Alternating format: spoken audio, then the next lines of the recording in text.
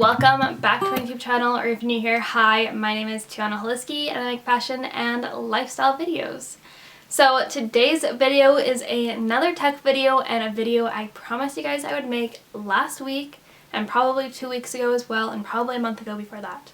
And that is how to create good thumbnails for your YouTube videos. So this is something that has taken me over a year on YouTube to finally figure out, and I'm about to share all of my tips and tricks with you guys today in this video.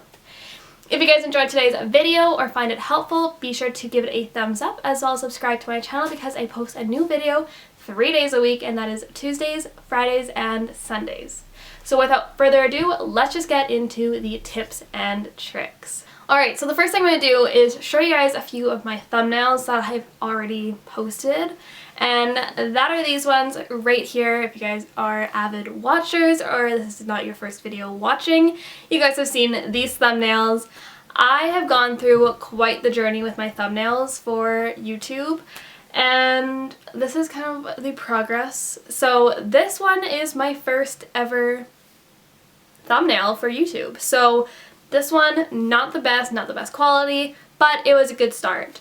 And then my thumbnails got really poor during like the height of COVID, like March, April last year. I got super lazy. I was posting like tons of videos. So that's that there. And then I took a big break, like a month and a half break from YouTube, and I came back with these pictures, or these thumbnails, which are like just white background and then a cutout of myself. So don't like that at all. And then I got into like YouTuber, where I was very like Photoshop crazy. I was really like beige background with a cutout of myself, a cutout of like a picture. And that was a lot of work, and for like not that good of a picture, I feel like. And then I like stopped making thumbnails, and this is what it came up with, just like literally screenshots that YouTube picked out. I was like, okay, that's fine. That was stupid. And now I feel like I've finally figured out what looks good, what's easy to do, consistent, and clickable. So now we're here. This is where we're at now. This is like today's thumbnail. I edit the picture to be all consistent, so all my thumbnail pictures are very consistent in color, and then all of them have that border around them with the caption of what type of video it is, either tech, fashion, or vlog. So that's at the bottom corner of the thumbnail.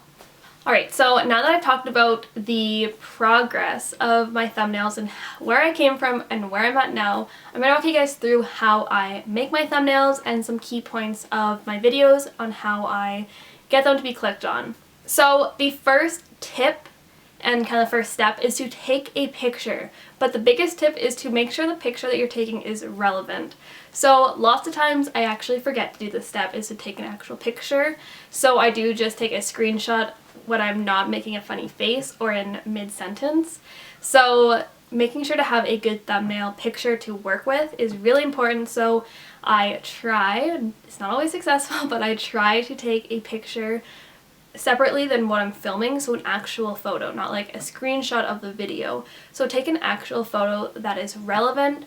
So for example, what I would do in this case if I was to take an actual picture, so let's just pretend this isn't recording, it's actually on a timer and it's going to take a picture. I would just smile like this, and then I would Photoshop my like a thumbnail right there to create a like thumbnail for this video.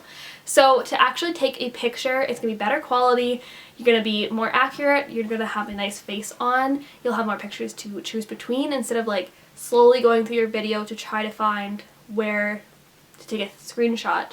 So better quality, more accurate representation of what the video is about. So that is tip number one. Be sure to take a good photo and make it relevant to what you are talking about. So the second thing I do is import that photo from my camera to my laptop and then airdrop it to my phone, because the apps I use are mainly on my cell phone.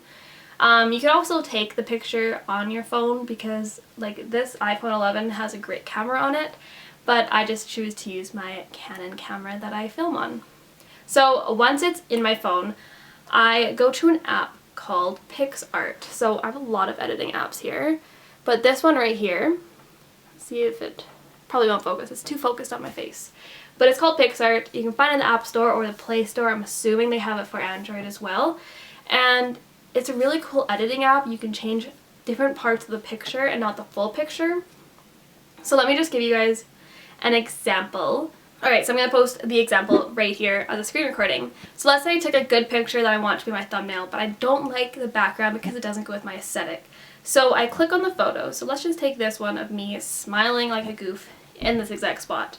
So I don't want to change the color of me, but I want to change the background to be more beige.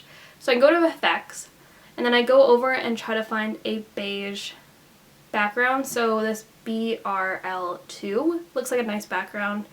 So what I would do is just change the fade of it so it's not so apparent that I did this. And then with the eraser tool at the top of the screen, I click background. So then only the background has that filter on it.